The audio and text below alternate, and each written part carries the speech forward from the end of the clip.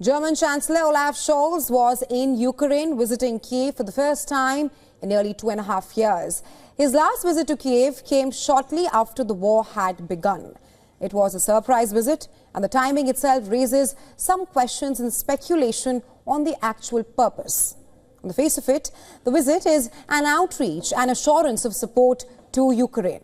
Scholz and the Ukrainian President Volodymyr Zelensky reviewed military drones that have been manufactured by Ukrainian and German producers at an exhibition center. The use of German technology in Ukrainian drones was the focus. Scholz also promised €650 million, that's roughly about $680 million of new military aid for Kyiv.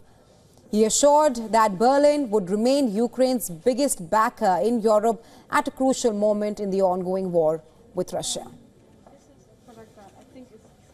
The determined fight against Russian aggression is one side of the coin, and the other is exploring paths that can lead to a fair, just and lasting peace for Ukraine.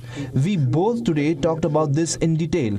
Volodymyr, how you can achieve this from a position of strength. And one thing is clear, nothing about Ukraine without Ukraine.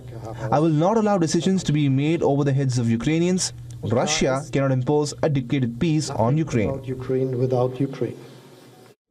Now, during a joint press briefing after the bilateral meeting with Scholz, Volodymyr Zelensky said that Russia should go to hell. What Russia should do, preferably go to hell, if you ask me. It is necessary for them to simply realize that what they are doing, killing us, and we are defending and fighting the enemy. And so far, our plans have not changed. We want to be stronger so that this year, in 2025, the war ends. I apologize for the undiplomatic language. On the other side of the front line, Russian Foreign Minister Sergei Lavrov was hosting his Hungarian counterpart in Moscow. There he said that Russia is ready for honest negotiations. We are ready for honest negotiations, as President Putin said. However, he advised Zelensky's masters to first force him to cancel the decree that bans negotiations with Putin's government. But we are ready for negotiations if they will be conducted on the basis of a comprehensive consideration of the legitimate interests of each party. Not to be missed, however, is the fact that Olaf Scholz's visit comes amid multiple domestic and geopolitical developments surrounding the Ukraine-Russia war. There are rising fears about the future as Trump returns to the White House. There's concern that Germany will be left to take on a far bigger share of the war effort if Trump carries out his threat to reduce support for Kyiv. Then, Scholz's visit comes as he starts his own election campaign at home. His government has collapsed and he faces a tough battle for re-election at a snap vote in February. Scholz's record on supporting Ukraine has been under scrutiny.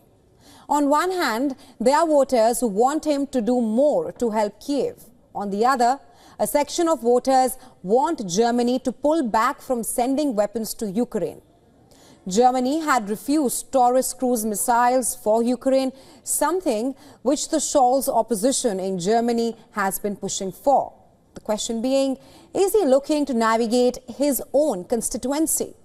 Last month, Scholz also became Ukraine's first ally to speak to Russian President Vladimir Putin, supposedly to urge negotiations with Ukraine. The call had angered Kyiv, as it was seen as weakening Europe's attempt to isolate the Russian president. As of now, one can't help but raise the question, is Scholz also trying to play both the sides, Ukraine and Russia?